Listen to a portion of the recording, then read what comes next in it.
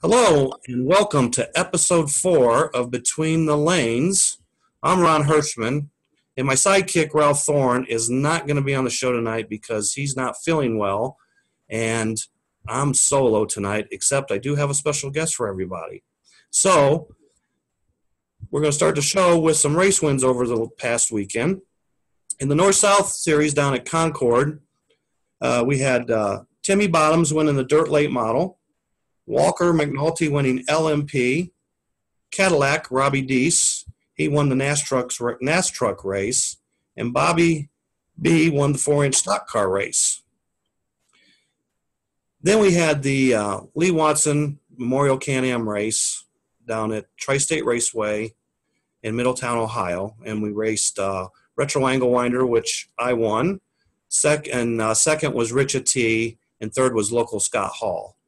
In the Can-Am race, we had Tim Batts winning his first major retro Can-Am race, and that was also the Lee Watson Memorial Can-Am race. So congratulations to Tim Batts. Big, huge win for him. It was great to see him finally win a big one. And then second in that race was Richard T. And third was Uncle Bob Dempsey from Toledo, Ohio.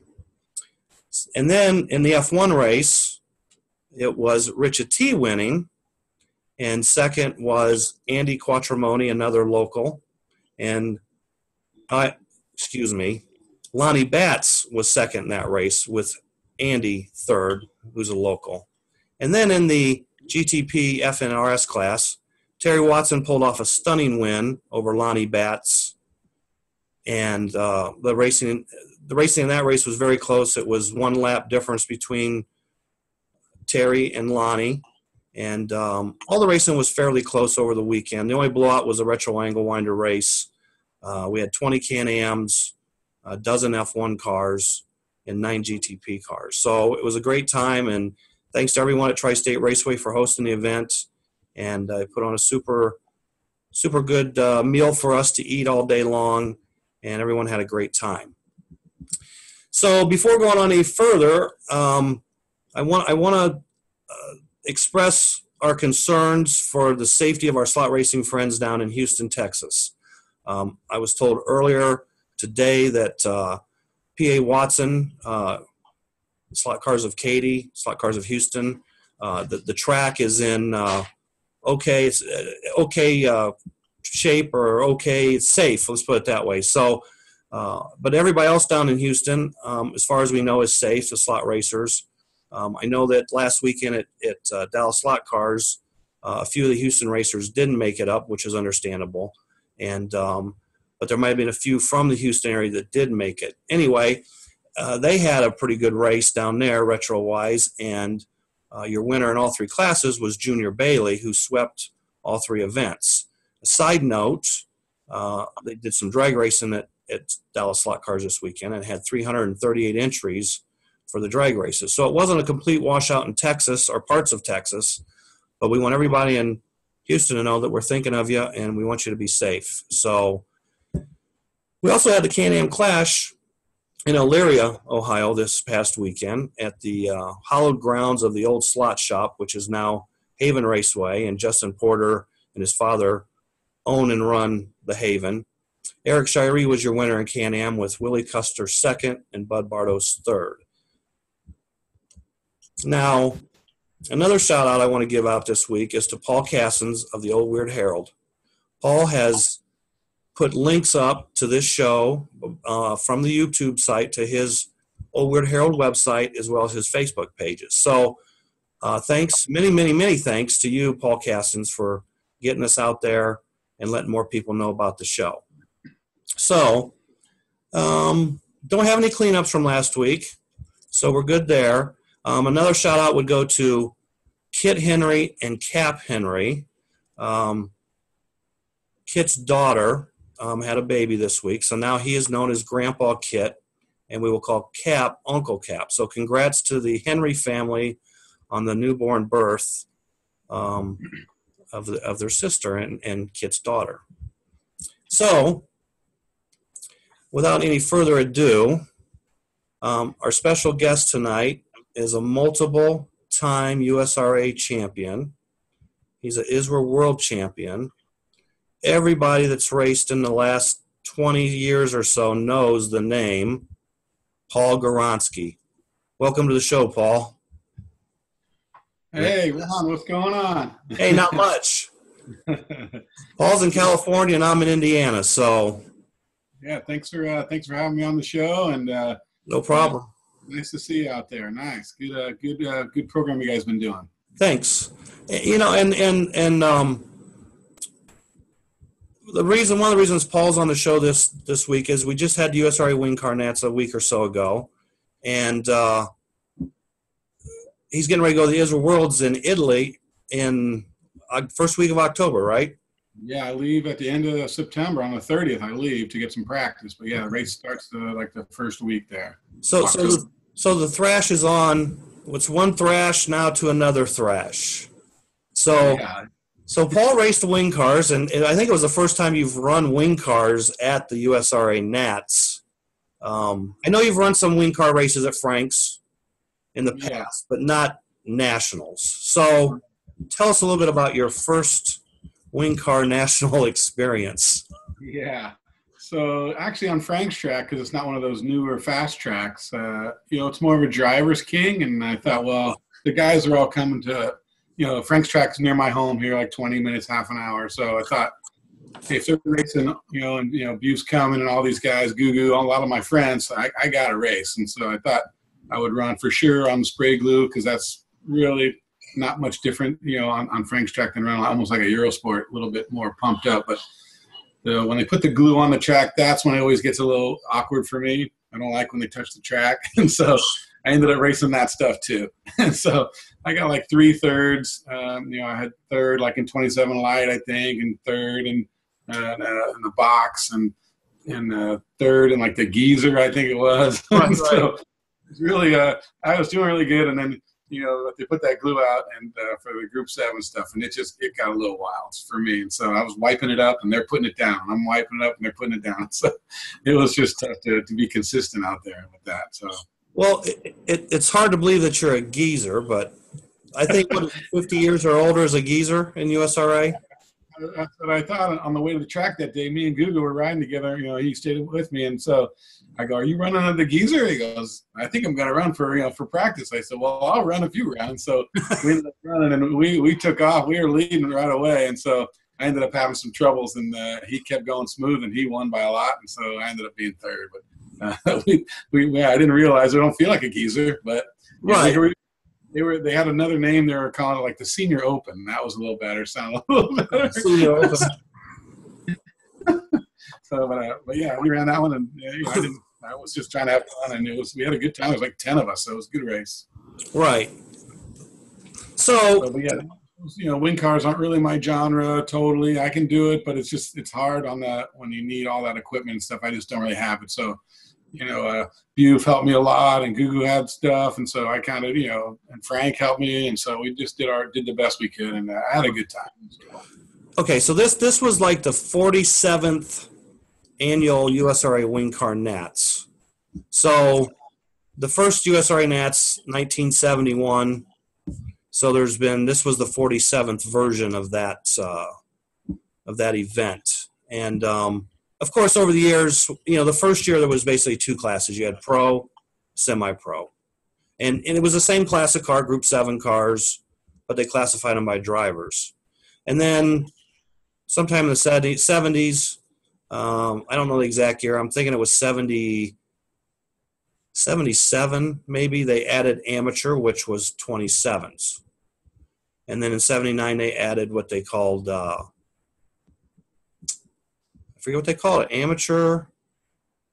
They had an International 15 as like the beginner class, but they didn't call it quite beginner. But that was 79 was the first year they added International 15. So, and then after that, like pretty much 87, they added box stock 12, which that's why I'm wearing this shirt. 30 years ago.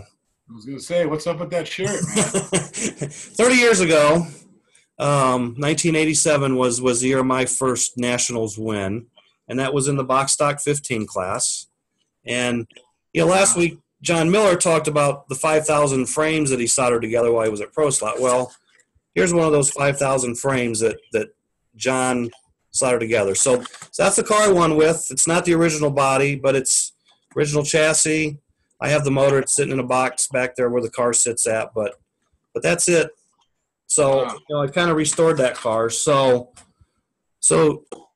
that's when it started for me. And then, before, thinking about having you on the show and stuff, and, when we were at the Scale Nats a few months back, you were shooting for title number 40.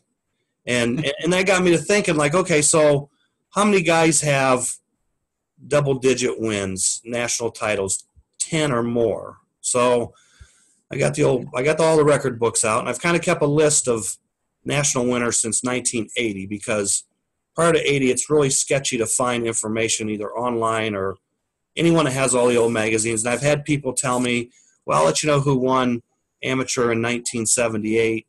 I never get an answer. So in 80, John Ford, Scale Auto Racing News, always kept a good record, or he always had a Nats report. So between John Ford from 1980 on to the 90s when Paul Mayer started Slot Car Bulletin, we always had a good printed record of who, where, why, when, and how.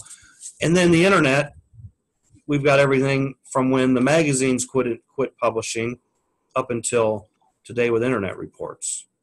So, like I said, Paul is the all-time USRA title champion with 38. I can't find record of that 39th, Paul, but yeah, I went back and looked as best I could. You're right, it's 38, so no pressure for 40 now. I got to get to 39 first. 39 forever, right? So, and what's interesting, Paul has 38 titles, and they are all in scale classes, because you've never raced wing cars at USRA Nats. So it's all scale cars. I mean, it's everything from Group 10 cars to Eurosport cars and everything in between, GT12. And did you ever win a 4.5-inch stock car? I don't think I ever won that one. I don't think so. What's your favorite name for the 4.5-inch cars? The garbage trucks. Garbage trucks. So I've had a couple good ones, but I couldn't put them to the top. Right. I don't race too often, but once in a while. So Paul Pedersen, also known better, a.k.a. Buffe. Buffe's been racing. I mean, Buffe was racing at the Nats before I did. I mean, my first Nats was 1983 when I went to race a Womp Womp race at the Nats in Centerville, Ohio. So I don't really count that, but that's the first time I went to USRA Nats, and that's the first time I seen the full-blown USRA experience as far as the wing cars. And I wasn't even racing wing cars then, but I eventually got into it. But that was just a whole new experience and level to see the competition like that. So my first real Nats that I went and spent several days at was in '86 in Detroit, and I raced International 15 and didn't do very well. And that was another historical year, because in 1986 was the first year they ran 1/32 Eurosports at the Nats, and they raced them on a little banked black track. And if I remember right, I'm pretty sure the late John Laster won that first 32nd Eurosport race in Detroit. So, and then John went on to win.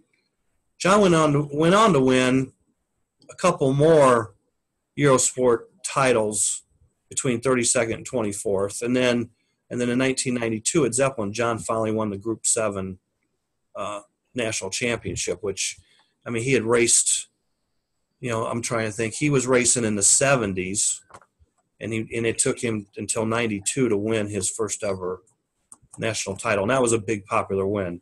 But going back to Buford's the all-time, as I say, king of the wings, with 26 USRA national titles in wing car racing, and he has none in scale racing.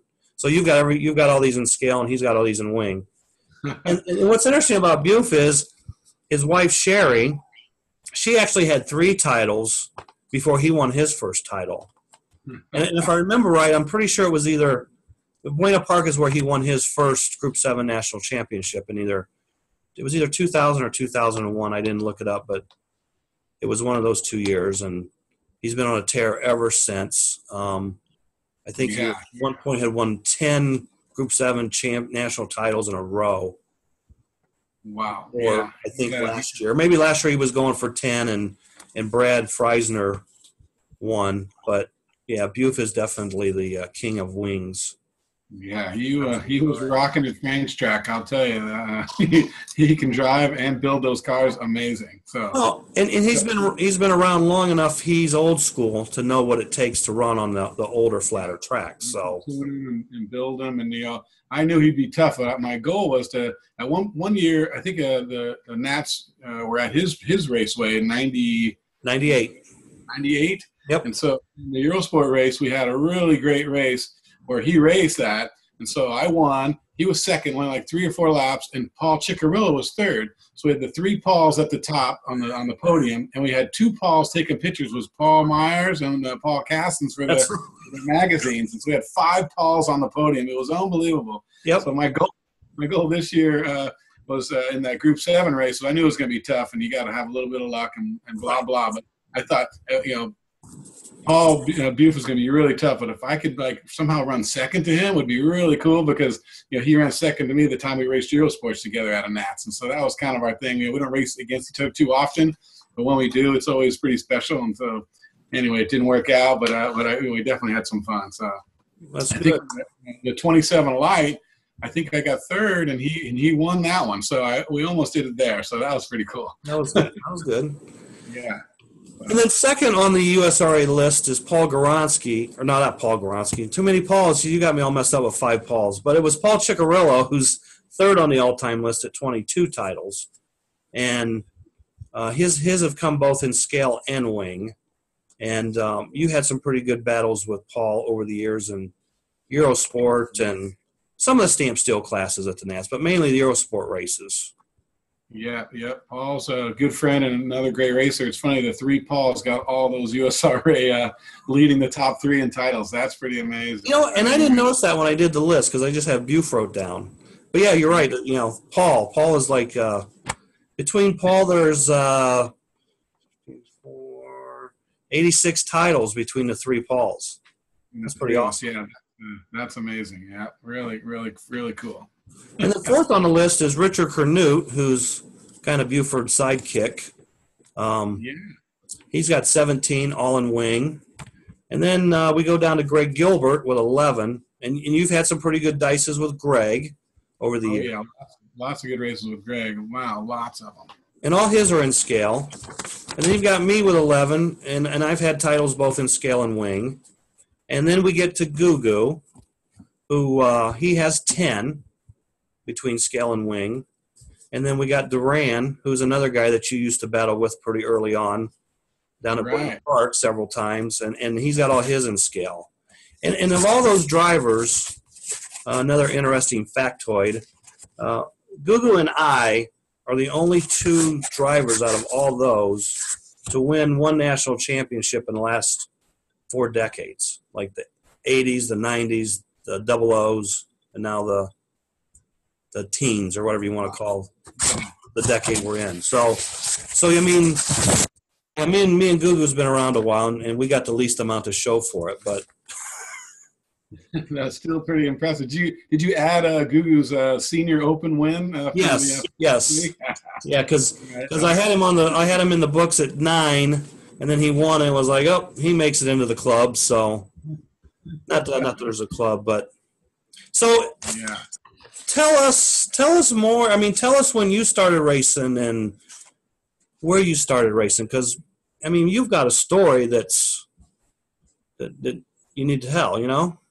Yeah. So when I was really young, just a really young kid, I used to have HO cars at home, and my older brother would would like to race them around, just at home, and he would always tell me, stay on. It's more fun if you stay on, because I'd be crashing all over the place. I was a young kid, 4, 5, 6 years old, so I kind of tried to stay on more because he was telling me that, and so it was more fun to stay on. I learned, and so anyway.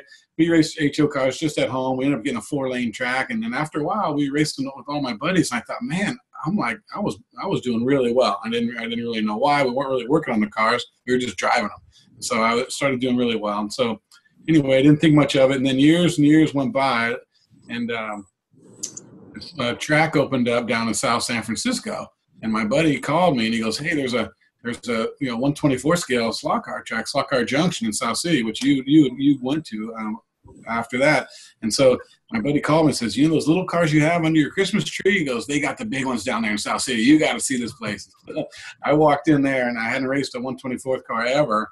I had seen them once when I was real young, like at Playland by the beach, but I hadn't raced anything like that. And so I walked in the door, and my eyes were wide open. I go, "Man, I love this place already." I could tell. Right. I looked at a nice road course over there, like an MTT style.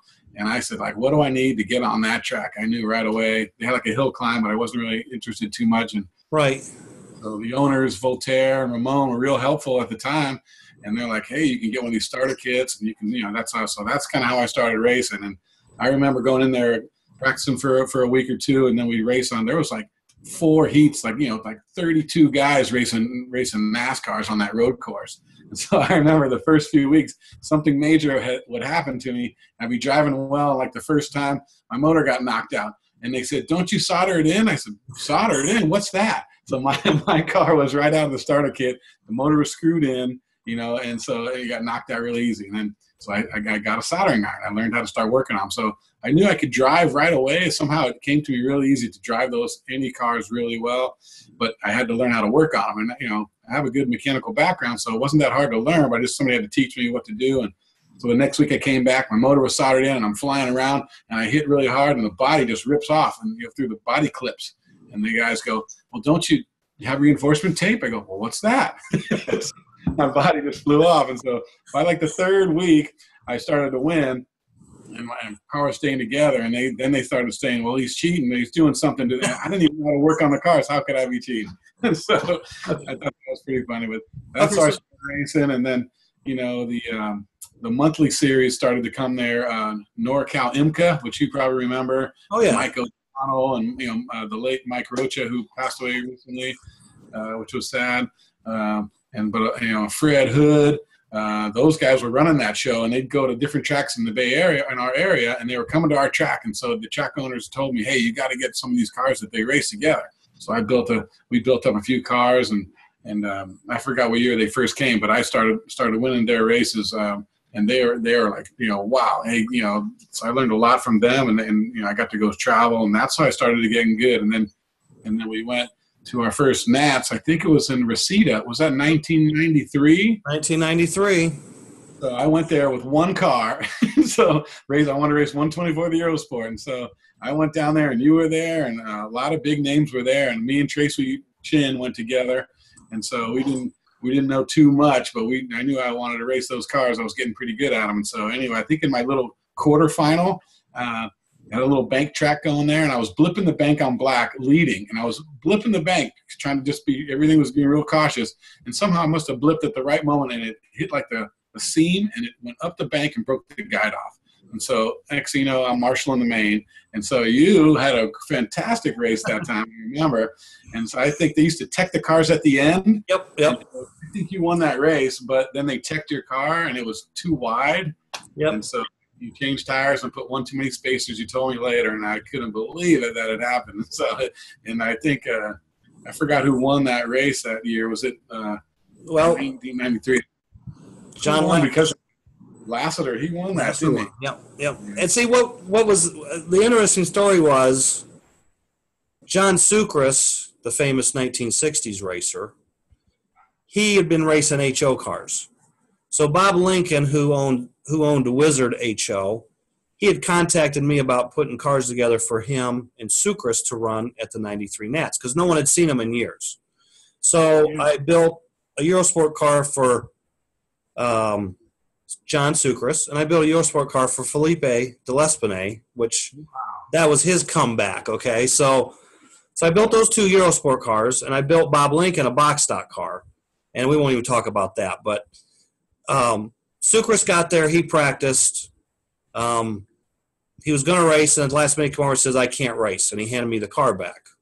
Well, then I put the car back on the track, and it was like, I can't believe I gave him this car. So I wound up running the car I built for him, and I won the race, but we had to stop and change our tires because, like you said, we had to tech out at the end of the race for clearance and width. And when I changed my tires, I thought that my spacer had fell off or came off with the tire. And, you're in a big hurry. And anyway, I had an extra, I told Jason DeHate's dad, Wayne, here, hand me a spacer. And I put it on, I put the tire on, put it on. So I win the race.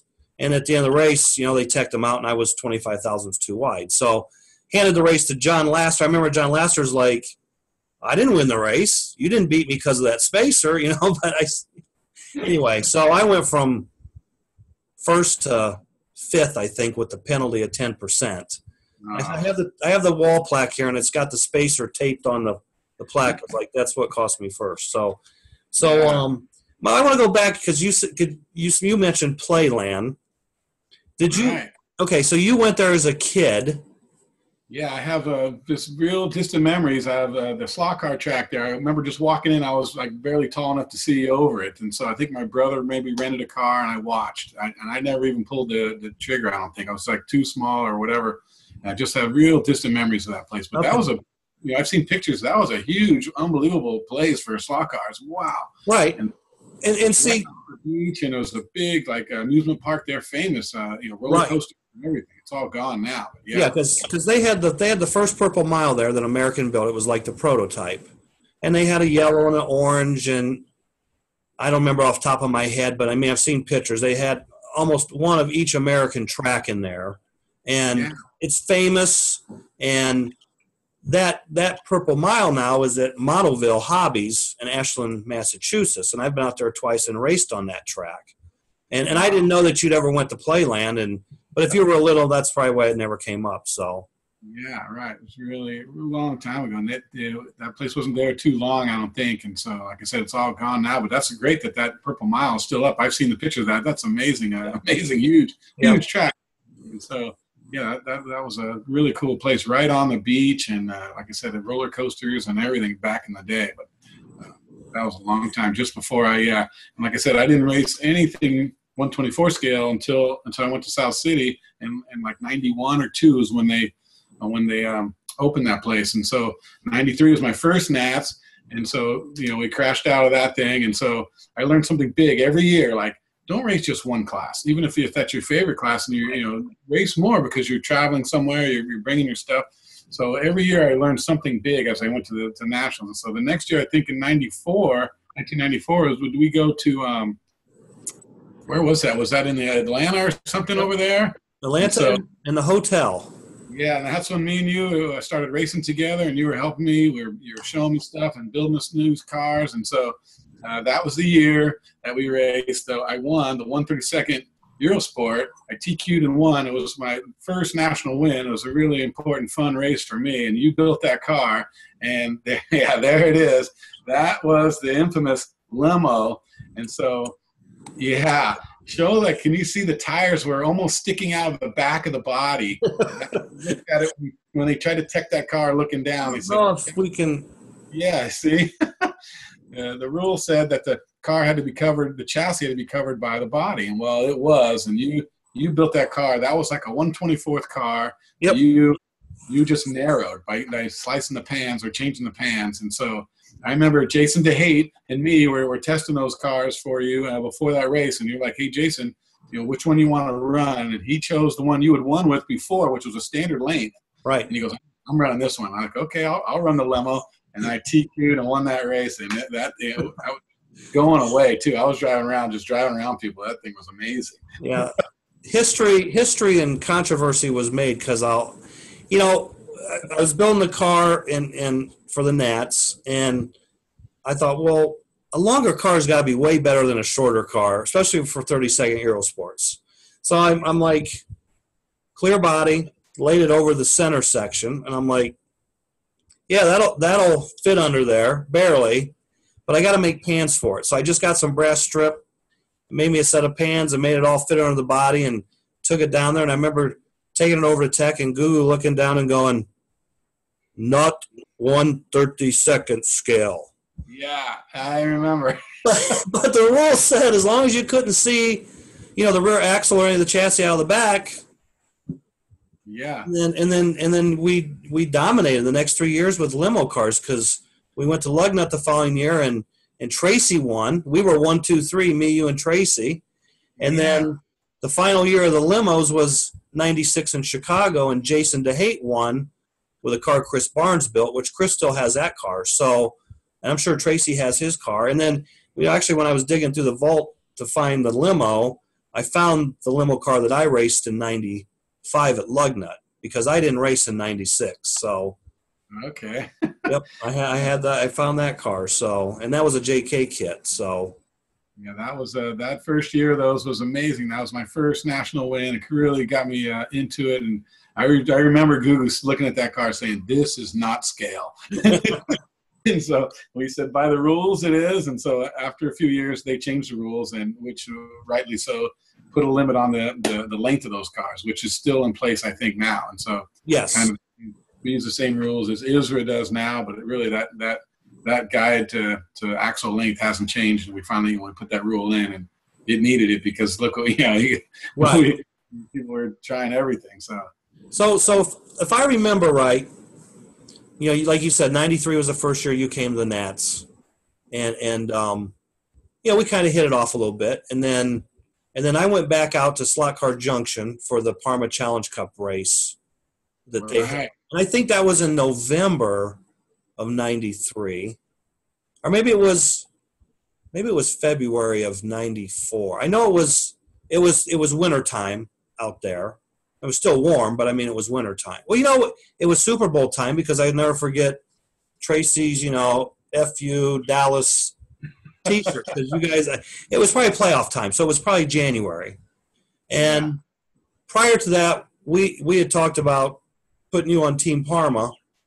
And when I went out there, I talked to Voltaire to make sure it wasn't going to be a conflict for him if you were somewhat sponsored.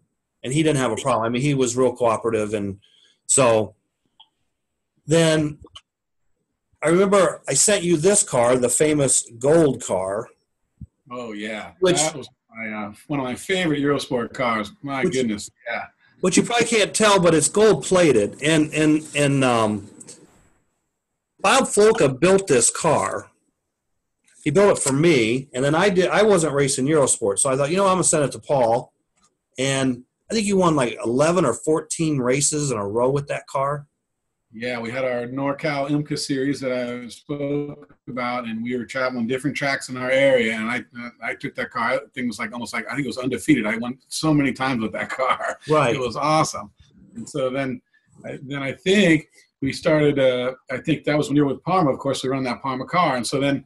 I built one. I kind of make a copy of it and sent that one back, and it was really good also. But then I think that was when there was a brief time where we went to work with JK. I think. Well, JK was after I left Parma, so right. You ran this car like in 94, part of 95, because you went with the limo, Atlanta, in 94, which that would have been August. Because that's back when the Nats was still the traditional, like, if I don't know how I want to say this, but if the USRA Nats the Wing Nats had never changed their date, we would be at the Wing Car Nats right now this week, because we raced the week before Labor Day and part of Labor Day weekend. So, so you want the limo, and then I don't remember if I sent you this car before that or after that, but anyway, you won all those races, and then we went to the 95 Nats. Well, before the 95, because I left Parma in November of 94. And you kind of stayed with Parma. And then you went to – your next big race was the ISRA – or not ISRA.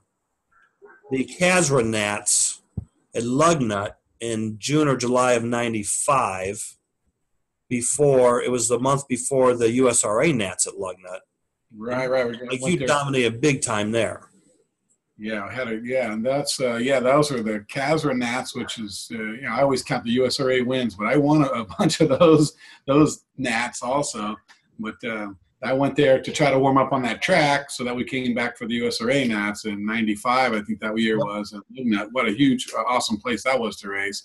And so I remember I had some trouble in a couple of those races, and I actually won a couple, but not the Eurosport. I think I won I won the Group 10. They were giving like a jacket and a big trophy. And, for every class. Yeah. And I think I was in like the C, maybe the C or the D. This one. Yep. That was awesome. Yep. Yeah, I think I was in the C or the D race in a little 3-turn Windsor. And I kept coming to the pits to, oil in the car. And Tracy goes, "Did you get 2 laps?" And I go, "Yeah." He said, "Just get 2 laps every lane and see how it happens." And so by the time the A race came, I think you were in the A, top qualifier. People were crashing all over. And I was like, "What?" Ugly race. And so my lap total ended up holding up from the D. It was amazing. Because it was like 3 or 4 in the morning to begin with, and it was just ugly. And you held on for the win, and Bob Foster got second. Right. And I think he was either in the B or C main or something. Yeah, right. I remember he came pretty close to my total. I'm like, wow. And then we ended up first and second. And, yep. Overall. That was amazing. Yeah. So, and also in 95, well, I think it was 95. Yeah, because you won GT12. Yeah, I won GT12 also, yeah. With this car that Randy built. Right. And not only did you win in 95, you also won in 96. With that same car? There's and I know people are going to hard to believe this, but this body is the actual race body that Paul used, and you can see there's not much damage on that race body because this car hasn't been restored at all. I mean, that's other than I've taken the motor out. I mean, that's the tires that you finished on, the gear, the crud or whatever, the braid. This is like right off the track at the end of the race. So, and the body's like brand new, and it's the same thing with the stock car body. I mean, there's just no damage on it, and that again, this is right off the track. I mean, tires and motor and everything. This car's never been apart. So, yeah, I like the museum there. You got lots of good ones there. Yeah. So then, well, we went to the 96 Nats at JK. Not a very good year for Paul Gawronski. Yeah, that wasn't the best year, that's for sure. I remember I think I TQ'd Eurosport by like a tenth and a half. And the body went through the gears in less time than that. And so I remember that thing went down the straight after I pulled the body out and got it going again. I still thought I could maybe come back to win. I was flying. And so, but the body was damaged. And I went down the straight and it sucked on its own. That's when you know the body's really bad. It sucked on its own through the gear again, and it hit the wall and like bent the pillow block. And so I remember I was in the pits going, get him, Tracy, because I was not going to win that one. And I remember actually stapling cardboard to your body to try and fix it. Me and Randy was over there stapling cardboard to it, and we just couldn't keep it together.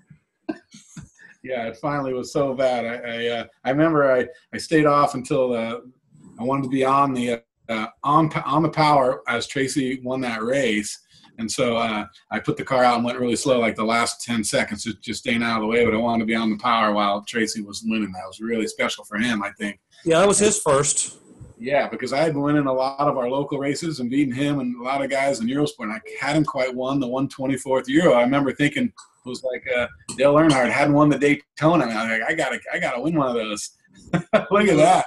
Nice. Yeah, the dynamic duo, Tracy and Paul. This was taken at Buena Park.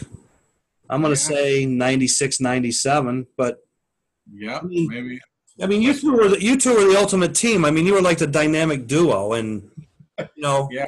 Where there's Paul, there's Tracy, and Paul had won all these races, and Tracy's always, Tracy never knew what he was going to do, but he got to be a steady second place guy, and then you had all those troubles, and he took the win, and yeah, that was really actually really awesome for him. Like I said, I hadn't won the 124th Euro. I'd only been racing the Nats like 3 or 4 years at that time. Like I couldn't. Every year something had gone wrong, and so finally, I think it was the next year we went to George Russell's place in 1997, and finally I got the 124th win, and along with I think 4 other classes, I think I won five classes in 1 year. That was an amazing year. Yeah, I was gonna say, what happened in 1997? I mean, yeah, you won 5 Yeah, I won 5. I remember George Russell was given a jacket for each class, and at the end of the race, I had won 5. And it says, George, I'm going to make you a deal. And he said, what do you do? And I said, all right, get Ron a jacket because he built a lot of my cars, and get Randy because he built a lot of my cars. And I said, and get me a jacket. So that's only 3. And he goes, okay, that sounds better. I said, better than that. But I said, put all 5 classes on the back of that one jacket for me. And so, because I can't wear more than one at a time. So that's what he did. And Yep. that was the first year I won 124th Euro. And there was that race. I remember the scheduling wasn't great.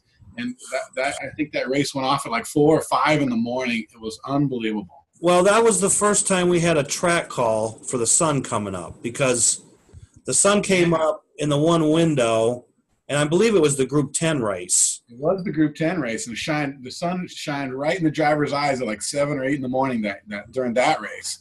And so I remember they had a track call, and they put posters over the window in order for us to finish the A main, which was unbelievable. So, and there's another famous picture of Paul with the broom sweeping 5 classes at that race. Wow, look at that! I had some hair there, man. So I'm trying to think what classes you didn't win, because you won the 2 Eurosports GT12 Group 10. Yeah, I slept during the garbage trucks, which is the 4.5-inch race. And you won GTP. Yep. And so the one I didn't race was the 4.5-inch NASCAR. I think Gary Hooks won. Well, as I say, I think Gary Hooks won, yeah.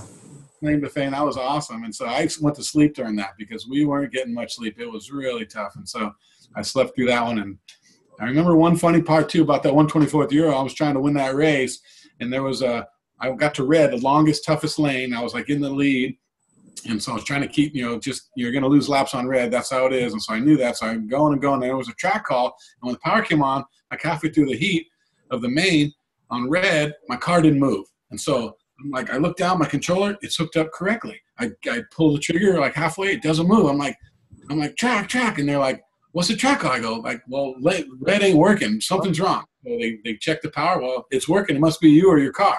And I could see they smelled blood, like, oh, we're going to get them now. So the power came on, and I pulled the trigger all the way, and the car jumped. It launched, and then it came out, and they put it back on. It wouldn't go. And then some kid said, like, somebody yelled track, and some kid who was watching the race at 5 in the morning, he walked over, and he goes, there's a body pin going across the red lane. It was shortening out my lane, and the car wouldn't move. Unbelievable. That kid, I hugged him later and told him thank you so much, because without that, who knows what it was about to happen. So I lost only about 5 laps or so during all that mess. They pulled that body pin, and I got to keep going on red, and I got my laps, and I moved down the track and regained the lead, and I won that race. And that was an amazing part of it, was that body pin across the lane. And in that race was also, like, that was the introduction of Ian Douglas and Philip Hellmuth, which were both, like, kids. I mean, I remember Ian was running really good in Eurosport 24th, and, like, his dad came to the track at midnight, like, let's go home. But, Dad, I'm racing. Past curfew, we got to go. And so he had to leave. And then on Sunday, the race finished, and Philip's dad was there, and he's like, let's go now. And it's like, I'm like, hey, he just finished 3rd in the national championship. He's like, it's time to go now. So both of them, I mean, they went on to be national champions, and Philip went on to be a ISRA world champion. I mean, Philip was like, what, 8 or 9 years old? I mean, yeah, he was only like 3 foot tall. He was really young at that time. I remember that. That was 97 when we were speaking about it. And then we went to our first ISRA race was that year in England. And we brought Philip with us. Yep. Me and I think Tracy, my wife went that time, and her sister, and their sister-in-law. So the 6 of us flew, and we met you out there. And I never forget driving to where the track was. Like, I had a full car with the ladies and their luggage, this little tiny car, a Ford Punto, I think it was. And we were driving on the wrong side, which we'd never done, and it was a stick shift. So now I'm shifting with my left hand, okay, in a foreign country with a full packed car, trying to keep up with you in like some minivan. You were flying, and we were laughing. Oh, my God, that was crazy. Yeah, because Tracy, and Philip was in the minivan, and we were ahead of you. And I remember I'm driving in the right lane. I'm just right lane, and we were going a little bit above the speed limit. And I just remember we're cruising along, and and this guy pulls up next to me in a Beamer, big, 4-door Beamer sedan, and Tracy goes, "I think he's giving you the wanker sign." And the guy's going like this. And I'm like, oh, I'm in the wrong lane. I should be over in the far right lane because that's the slow lane here. So I start speeding up, and Tracy's like, "What are you doing?" I said, "Well, I got to show him USA #1." And I did that to him, and I pulled up next to him. So, and that was the first time I remember when we picked up the rental cars. Have you ever driven a roundabout before? And that was the first time. And I remember that highway we took over to Bournemouth. You're cruising along at, 70 mile an hour or whatever. And boom, you're in this huge roundabout that's probably a mile in circumference.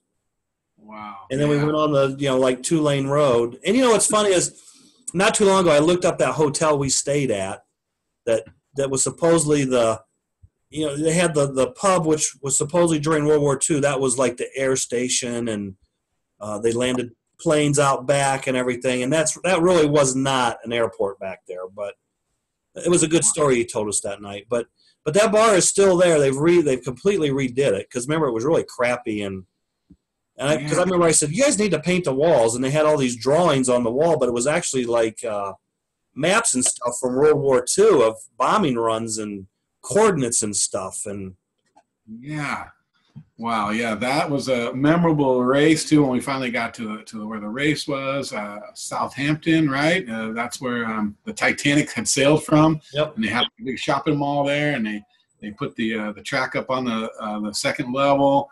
And I remember we didn't have a Formula One car, so they raced 4 classes. They raced production, Formula One, and then the 2 small Eurosport, and big Eurosport. Now, we didn't have a Formula One, and so I remember. I don't know what your story was, but you went over and talked to the Czechs, who have become my really good friends now.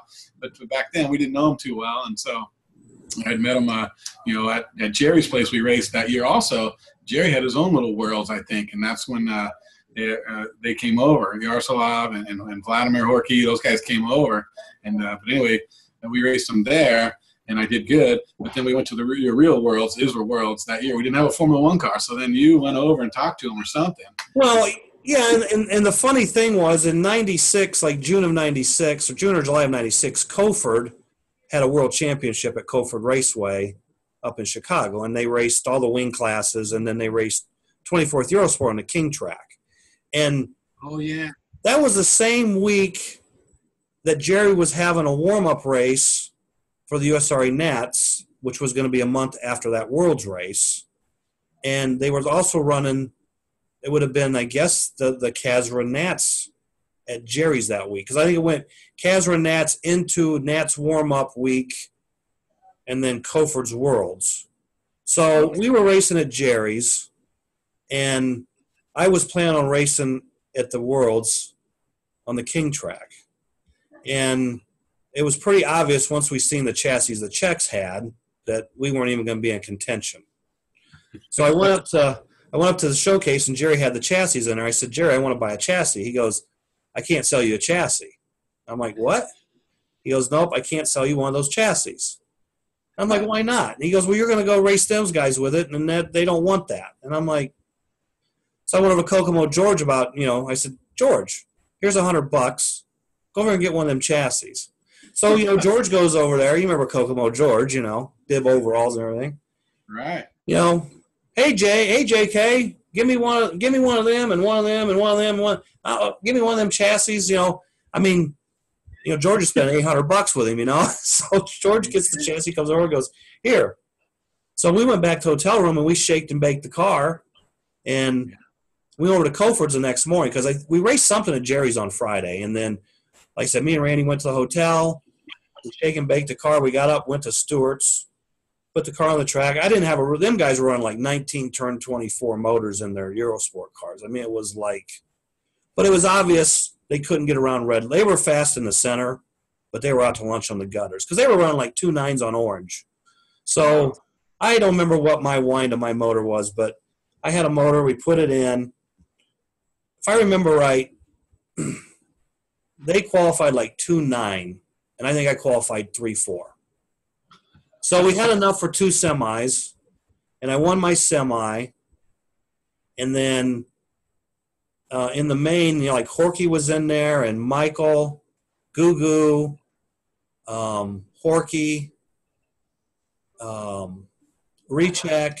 I think that was like the last race Recheck had run for. He was there, but then we didn't see him for a long time. Recheck was in there. Well, anyway, I wound up winning with my underpowered car, but I could get around red and all that really easy. So I won that race. So they were all happy after the race because I won with their chassis. And they didn't ask where I got it. But the only one that could speak English was Joseph anyway. Or no, Frankie. I take it back, Frankie. So I knew Frankie a little bit. And then we had the Worlds at Jerry's the following November for the Eurosport stuff, and you beat the Czechs. Yeah, that was on Jerry's MTT. Jerry's MTT, yeah. They had the same story. They had these really much lighter looking chassis than we did, and they were so fast out in the middle. And I remember I ran a much heavier car, and I won the 24th Euro and the 32nd. Right. But I remember Horky came over after, and he wanted to see my car, and I showed it to him, and he picked it up. He goes, "Oh, it's heavy." But I was able to run the gutters really strong, and I remember they qualified way quicker than I did, and but we were able to run them down in the race. But we learned a lot and that's when people started using their chassis and right. all that. And so then we went over to England in October of '97. So we raced with them or I raced with them in June or July of '96. You raced with them November of '96 and beat them. And then we went over there in October of '97. And like you said, you had good cars pretty much in everything except F1. So that's when you said, see if they've got something for sale. So I went over and got Frankie and Joseph Haycheck, guy that owns Cahoza. We went over and I told Frankie I want to buy a Formula One car. And remember they had that brand new really trick car that they just come out with, and I said, I want to buy an F1 car. And Joseph's like, not new car. No one, and he points at you, does not get new car. And I was like, all right, we just need a car.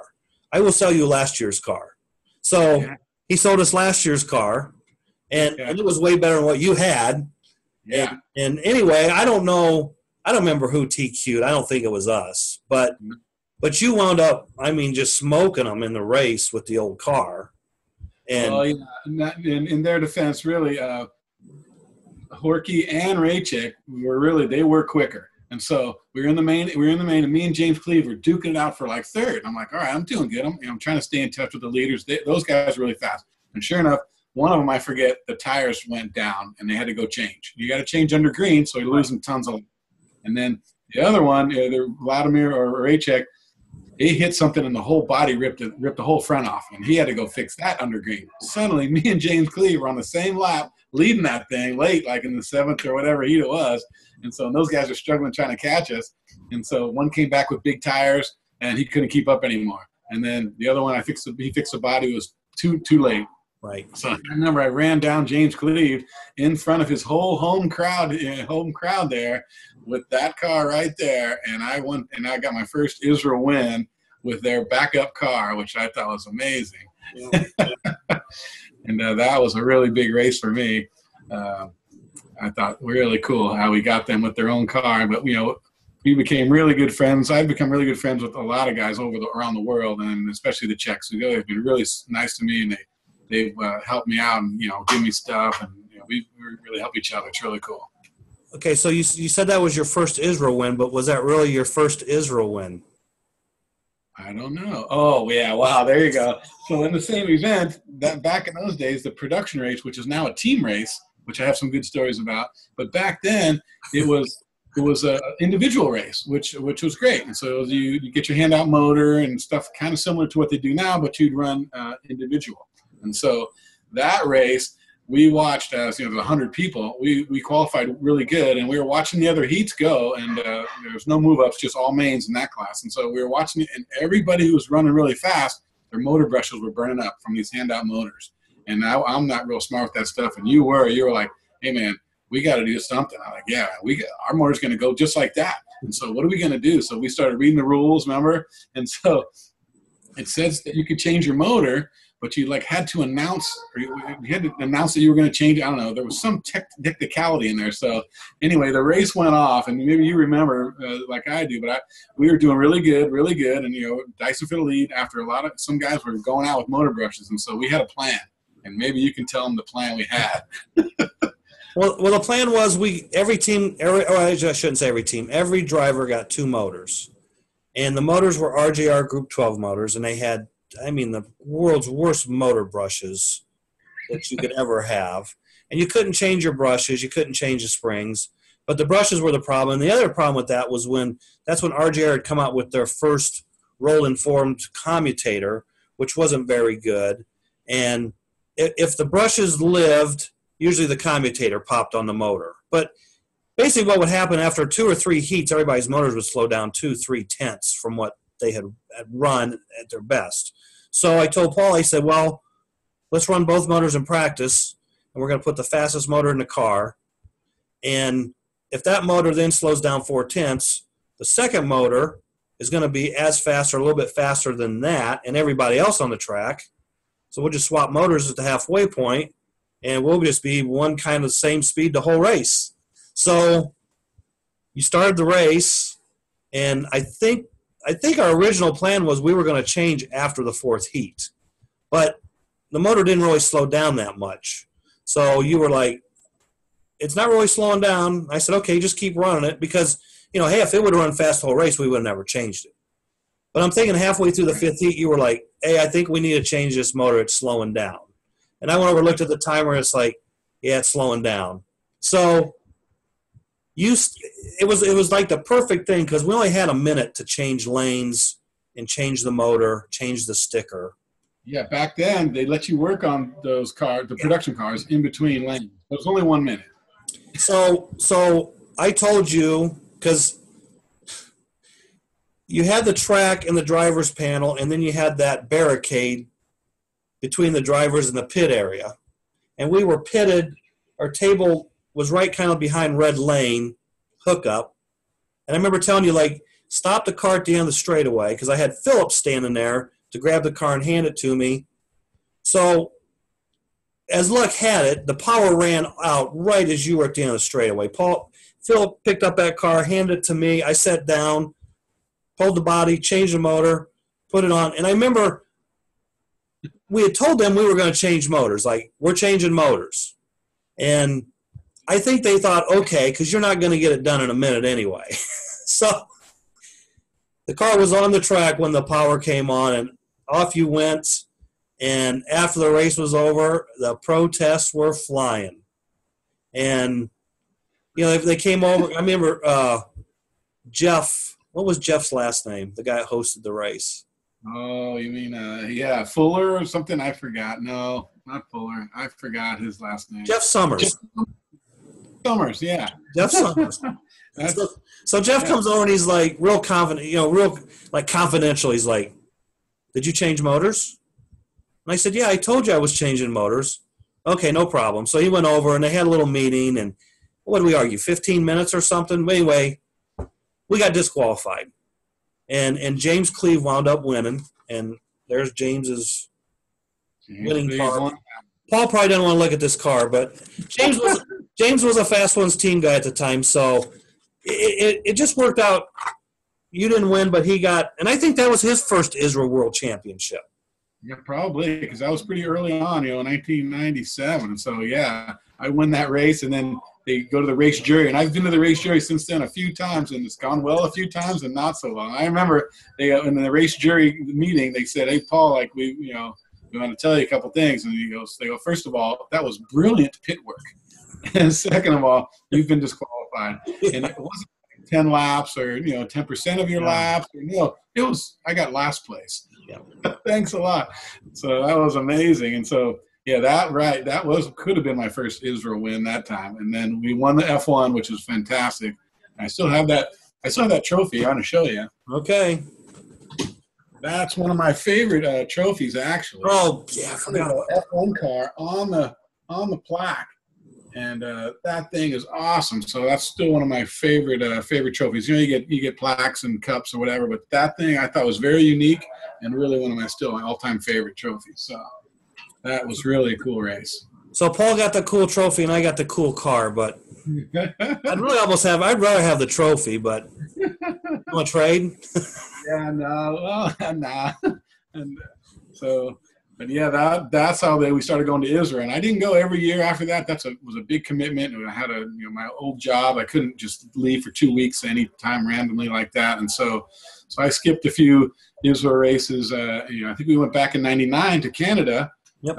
And I won the 124th Eurosport that year. That was a fantastic race for me. I remember me and Philip. I think Philip was third, and we were the only two running one of your bodies. Yep. At that time, it wasn't just a one-body class. You could kind of run whatever was legal, and so we had a legal, the 333, I believe it was. The 333.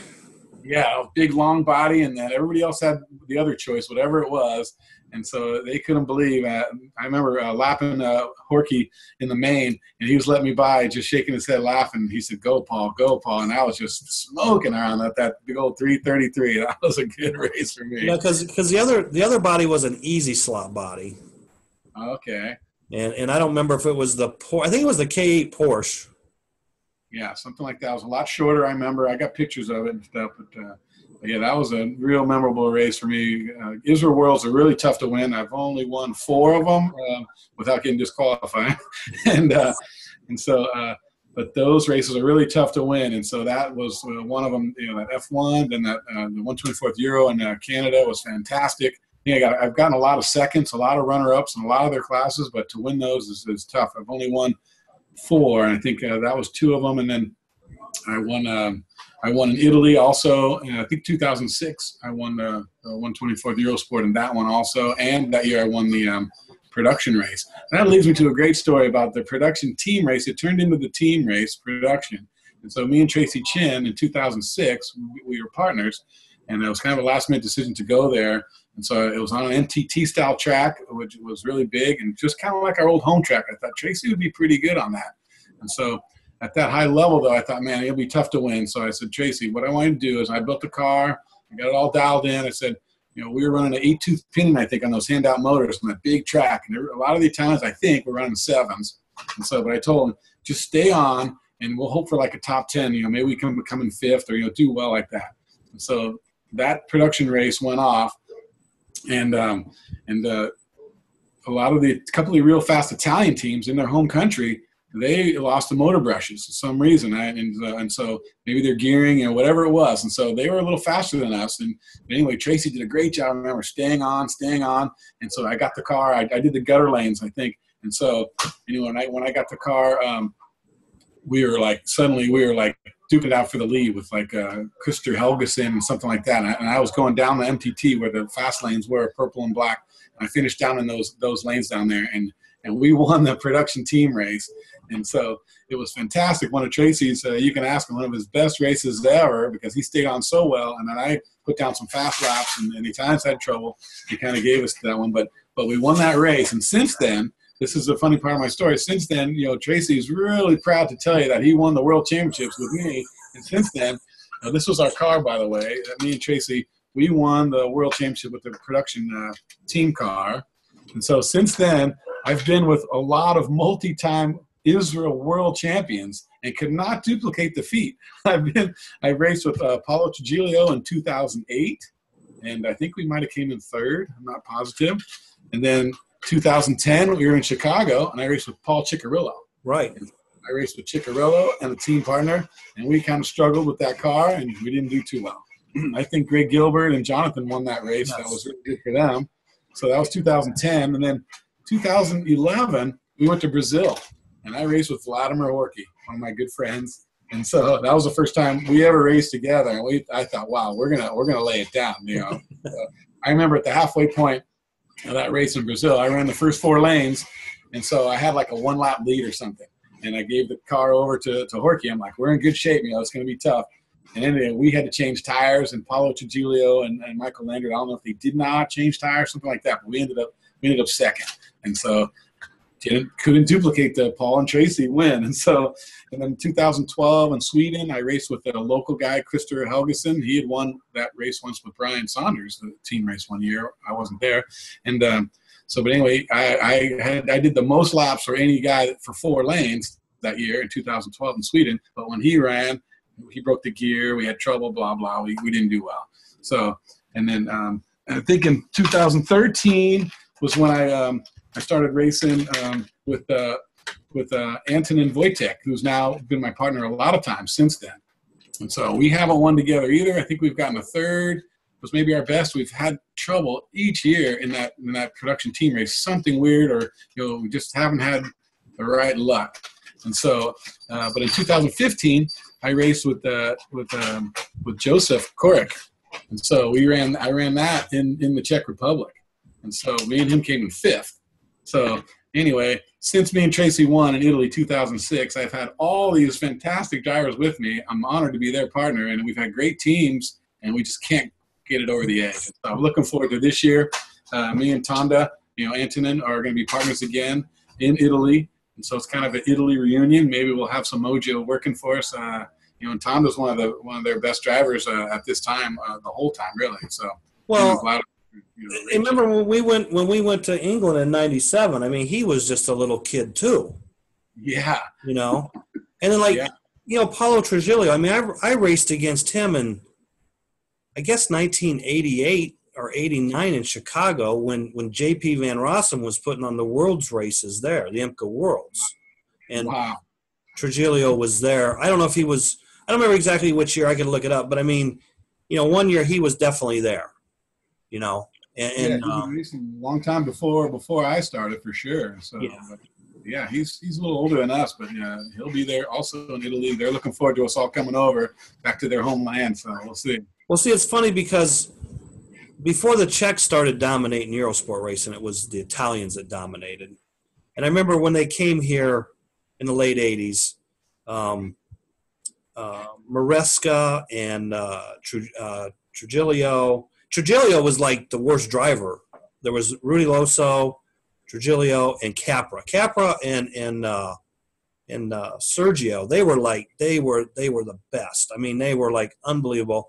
Those guys would just tape their bodies on their cars, no pin tubes, just tape the body on, and they would race and never crash, never hit nothing. And I mean, they would just dominate. It was just amazing. And then Capra and Sergio Marisca, they kind of retired, and Rudy Loso did after that. And then Trujillo's been carrying that torch ever since. Yeah, Piero Castriconi now is a fantastic racer, and he started, I don't know, it's been maybe 10 years or so. He's really got into it. He's making his own chassis, so he now is one of the best Italian racers for sure too. So he's actually the host of the race this year, and him and Guido Santarelli are going to be there, and so they're hosting, and so it's going to be exciting. So. Okay, so as we wind this down. A lot of people ask me, they always say, well, what's your most favorite win or your best win? And you know what? I don't have a best or a favorite because some of them are just so close but they all have these little stories with them that I can never do you have a favorite? I know you have your favorite trophy, but do you have a favorite win or a favorite? I was thinking about that, and so it's really hard. We kind of went over a couple of them, but I would say probably the first that first ISRA win, that F1 race was real memorable, but not my favorite. I think my favorite win was probably in '99, that 124th Eurosport race when we had the 333 body, that race we talked about. That was probably my favorite win because that was nobody went off the track in trouble. I was just circling, and so that was my favorite when Vladimir was letting me by and shaking his head laughing. Like that to me was just clear dominant win, and I was probably one of my favorites. And so that if I had to pick one, that might be probably the favorite. So there's been so many great races and stuff but that one kind of stands out. Okay, so favorite track or favorite type of track. Maybe I should ask this in two questions. What would you say has been your favorite track of all the tracks you've raced on? What do you think is your favorite? So I think when we had the Worlds in San Francisco, whenever you came out, we had it in the hotel. Yeah. Was that 2002, I think? Yeah, 2. That track, there's a picture of it on the ISRA website. Al Chuck took the picture. But anyway, that track was really unique, and that was probably my favorite track. The condition of it wasn't great. It was a little bumpy and all that, but the layout itself was amazing. And that's probably my favorite all-time track. And I think it's never been set back up. I think Joe Carr, who helped us bring it down there and back, I think he still has it stored. And so it probably needs a lot of work. But the layout of that thing was fantastic. That was probably my favorite track. Okay, because I was going to ask you what happened to that track. Yeah, I think Joe Carr still has it. It probably it probably needs a lot of work. Right. But that's probably was one of my favorites. And then also in South City, the track that I first started on, that was a big MTT, and wow, that track was amazing too. That's probably also one of my favorites for sure.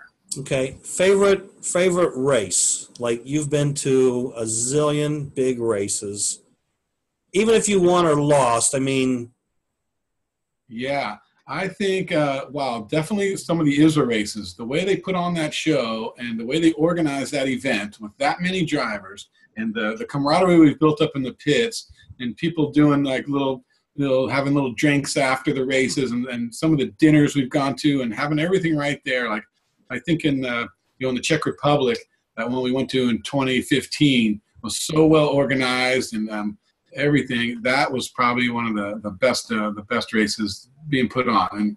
And but a lot of those ISRA races are really good. Both the times we've been to England, it's been put on fantastic. Just the accommodations and the convenience and the organization, that means a lot to the racers. And those races, we really have learned a lot. I think the scheduling, everything is on time. Like, they really put a lot of effort into those races. So most of my favorite races are definitely some of the ISRA races, really, really good. And some of the Americans who have joined up recently, like, whether it's Chubby or, Mike Isles and Matt Bruce, they all went to the Czech Republic that year, and they're like, wow, man, now that's how you put on a race. Right. And so those are definitely my favorites. Yeah, because, I don't, I went to 3 ISRA Worlds, 97, 99, and then, I hosted the race in 2002. So I think 99 was probably the best dinner. Jeff Summers, totally first-class everything. 99, I think we had the most fun at dinner at Ernie's race. And 2002 was lackluster because, it was after 9/11 and not that many guys could come over, and the economy was in the tank, and it just wasn't a lot of people. It was a good race, and all the good drivers were there, but it just wasn't a big race like the previous two. So, Jeff Summers definitely had it going on. They've done some great jobs recently too, with really putting on those. The banquet dinner after is fantastic. They give out the awards during that time, so it's part of the race. And a lot of the racers, there's 120 racers, and a lot of them got to know, like, it's gonna be tough for them to win. There's maybe 20 or 30 that have a good chance to win, and the rest of them just trying to see what they can get. But they're all looking forward to that banquet dinner where the pressure's off, no more race. We got they have dinner and drinks, and we've seen them do karaoke or dancing. I've seen Raycheck dancing on tables. We've had some really fun at the end of those races. And so, you can learn a lot. I think the USRA could learn a lot from the way they organize those.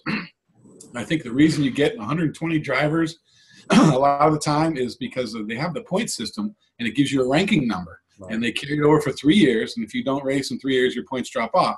But what happens is people are kind of chasing those points a little bit to keep their ranking number. Like, hey, they can tell their buddy, hey, I'm ranked number 58 in the world. Like, wow, that's amazing. And it is. I think that really drives the attendance. I think that if USRA would put in that ranking system, they could backtrack 3 years pretty easily and pick out. We have too many classes and all that. Just pick out some of the major classes and give drivers a ranking and watch them all start to show up. And they'll show up year after year because they want to get their ranking up or keep it where it is or whatever. And what's the highest ranking you've been? The highest ranking I've ever been was number 3. That's what I thought.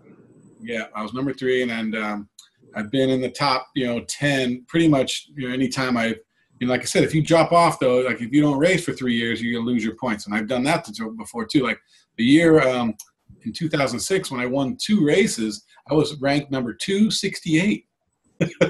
And so Tracy was like 269, and so he'd qualify first, and I'd qualify second, and so then you'd have to wait for an hour and a half for 120 guys to qualify and see where you shook out. But you can win with no ranking, and I've done that. And so it's hard, but the way they qualify me just puts you right back where you belong, and so you can do it. But if you're going to keep a good ranking, you've got to race at least 3 years in a row. You'll have no chance, and so because if you got to do well all three in order to be like Vladimir Horky. He was ranked number 1, I think, like 20 of the last 25 years. Unbelievable. And so it's amazing. People don't know what the effort that is. It's amazing. So he's only been not number 1 a few times. It's been amazing. So, and actually this year coming up, I think he's not. Raychek took it last year in Chicago. So winning like 3 of the races, which was amazing. But, okay, so what is the hardest track you've ever run on? Hardest. Most difficult. The most difficult one, I think, is also one of my favorites, that one that we had in 2002. That track was a nightmare for most people. If you look at the shape of the donut, it was like a teardrop. It wasn't like, it was like a teardrop, and people would cry in that turn. And so I think that was one of the most difficult. It had the, the double sweeper downhill where you could full punch a good car and you could wall shot a bad car. And so that track was really, really one of the most difficult, I thought, and one of my favorites. So, yeah. Okay. So you're off to Italy here in about 4 weeks, I guess? Yeah. I leave on the 30th, like on a Saturday. I fly and arrive there on a Sunday. So looking forward to that track. You can look at it online. ISRA has a great website. And also links to the host. They have a website for the whole race, and it's going to show all the results and shows all the ranking and all that. But you can see that track on there. It's an MTT style. The donut area is different. Right. I think like my friend Jason Hooper's been there and practiced a little bit, and he says it runs kind of like Frank's track, and so which is near my house, and so we were going to practice it and tuning up our stuff on that. We've been thrashing, getting ready to get all the cars back together. And get ready to go out there and see what we can do. Yeah. Couple technical questions. We've talked about this the last week or so on the show. And I know, I'm pretty sure I know how you're going to answer this. But when it comes to hub size on rear tires, okay, if you want more bites, do you go larger or smaller hub size? I generally would go for a smaller hub size to get more bite. It seems that the rubber, soft natural rubber that we use on Eurosport car is going to flex and give you a little more grip. And so that's usually what I would try. And it's not always perfect. Sometimes I can't really even notice it. As long as it's not a dramatic change. I see guys struggling, trying too much stuff maybe, and it gets in their head almost. So like we have just a couple of sizes, but if I'm looking for more bite, I usually go to a little smaller. Okay. That's what. Now, when it comes to putting lead in a car, if your car is loose and you want to tighten it up, give it more traction, do you put weight at the back of the pans, maybe in the middle of the pans, or up towards the front? So in my race in Eurosport, those cars really don't need lead, and so I don't mess with it too much. But sometimes when I'm racing around here at home or somewhere, or the F1 cars can use lead, but we put lead all over those F1 cars. But I might think differently, but sometimes I think putting lead in the back, you're thinking it's near the tires, it's going to help it grip, but actually it changes the weight from where the guide is. It's going to swing more weight away from the guide. So I think it loosens them up by putting the lead in the back. So that's kind of what I think. And so, like I said, I don't use a lot of lead hardly on anything, except for those F1 cars. We tend to lead those up a lot just to make them heavier, so they'll just be more planted everywhere, just stay on. But yeah, that's my thoughts with the lead. I don't use it too much, but that's what we do. That's what we do. Well, we always tell everybody's, gets a different result. But it's something you got to test. I mean, what works for you and me may not work for the next 10 guys, and what works for you may not work for me, even though it's the same day, same track, same type of car. So. Right. That's what I do too is, you need time to test, and you test on your home track where you're familiar under the same conditions, do your test within an hour of itself so that everything hasn't really changed, and watch out for your tire size getting too small, making the car better. You're getting false results. But that's what I'll do. I'll test, and I'm real familiar on my home track. So within 10 laps, I know what the car will do. and then I'll change something and go 10 more laps, and I can tell if it got better or worse. And that's the best way to try new things. So when you test, you're out there doing your final test, dial in, getting ready for a race. And, of course, you have to have a legal size tire for clearance or whatever. Do you ever run maybe a little bit smaller tire to say, okay, my car is going to be working like this 3, 4, 5, 6 heats in the race, so you know how it's going to go off compared to when it's high? Because some cars get worse as they get low. Right, for sure. You start to know what to look for, but yeah, we want to be able to run our cars because in ISRA especially, you can't work on the car in between, so your car has to run on almost zero ground clearance by the end because that's where it's going to be. And if you come in for a tire change, you're going to lose a lot of laps, and which sometimes could be okay. But yeah, we'll try the car. It's really nice to find what chassis and motor runs best when it's at full tech, at the start of the race, because that's important to qualify and to take off fast. But also you want to know which car can still run good when it's going towards zero, because if your pans are dragging or the cars might be fast, if you have low pans, when it's tall, the car will be fast. But as you get near the end, it's going to have nothing left. So finding a car that can do a little bit of both that's what we look for. Okay. Well, I got to thank you for coming on the show. Yeah, I appreciate you guys putting me on.